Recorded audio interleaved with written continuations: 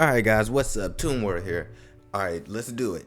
Undead Unluck chapter 176. So this chapter is basically about Rib, and it's about Rib and the two twins, one that is his sister that has one that's the sister has the disease, and one has the ability to see the future, but she says the wrong future or whatever.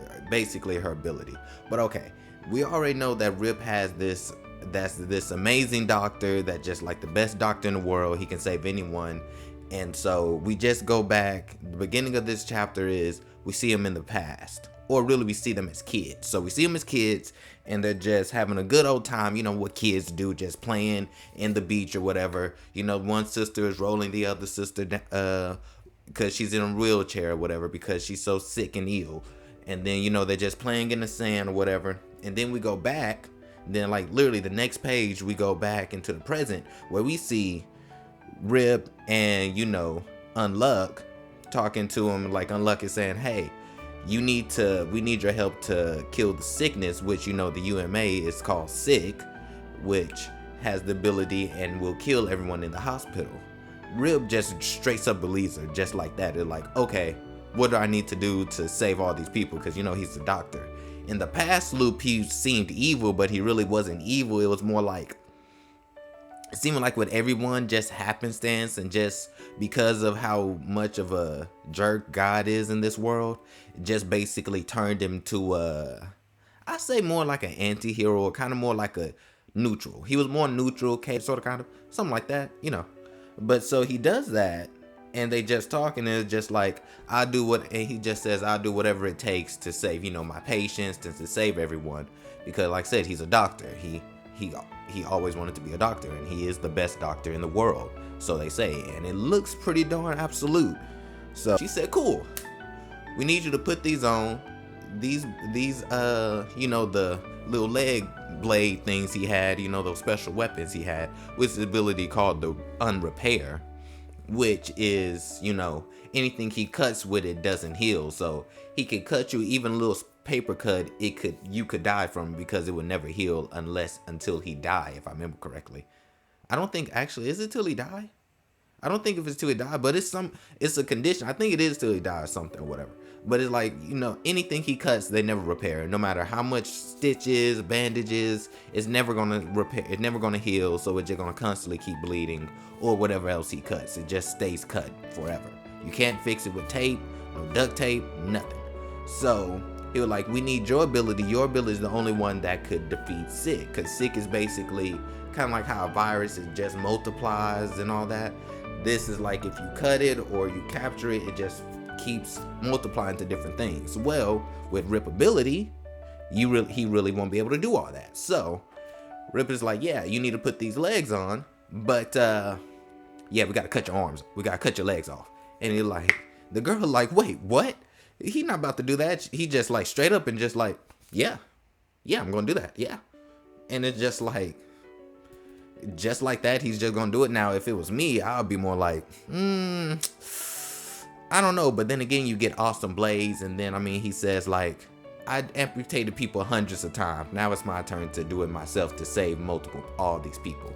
It's like me, like, let me see how those legs look. Okay, yeah, and I think they're like a goldish color and stuff, bro. And I'm like, okay, yeah. Well, they maybe move faster, and they got blades too, I try it out. So basically, that's the whole thing of it is with Rip. So it's like, so he's just like, all right.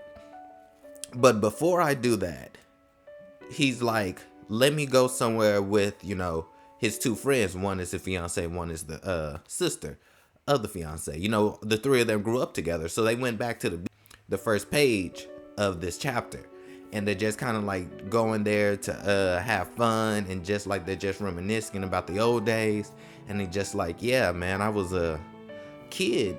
It was like, yeah, man, I really miss the old days. I always wanted us to stay like this, to stay in this type of time, stay in this era where we don't change, or like we don't never grow up in a way. For Rip, it was kind of like he always wanted to stay like this. He didn't want it to change. I don't know if he meant it like literally or metaphorically, but he stated that I always wanted us to always be, I think he meant like he always wanted them to be together, because if they're together, they're like they're always friends. Everything you see them doing things together. And then it was just like, you know, the sister, the one that can see the future, she said, "You fool, we'll always, of course we're gonna change, we grow up, but we'll always be together." And you just see a flashback of, you know, them playing pretend, the whole Cinderella story, and I think one of them was like also I can't remember the other one. I think Beauty and the Beast. I think Beauty and the Beast, I believe. Was it Beauty and the Beast? Okay, Cinderella. Oh, okay, yeah. It was just a Cinderella story. Yeah, you know, the Cinderella story, and it was another. It was just the Cinderella story with him trying to fit the glass slipper on her, and it didn't fit. And then instead of doing it for the queen, he said, like, forget it, I'm gonna do it for the you know, for the other sister, the one that can see the future. That's the that she dressed up like the witch, the fairy godmother, and they put it on her, and it just fit, and they were just all together being one big happy family in a way, and friends. So it just like, we'll always be together, we'll always be the three of us or so. And Rip just says, like, I'll do whatever I can to protect as many people that I care about as possible, or that was basically like possible, even if it's God or whoever else in the way. I'll do whatever I can because I'm a doctor. So that's what he does.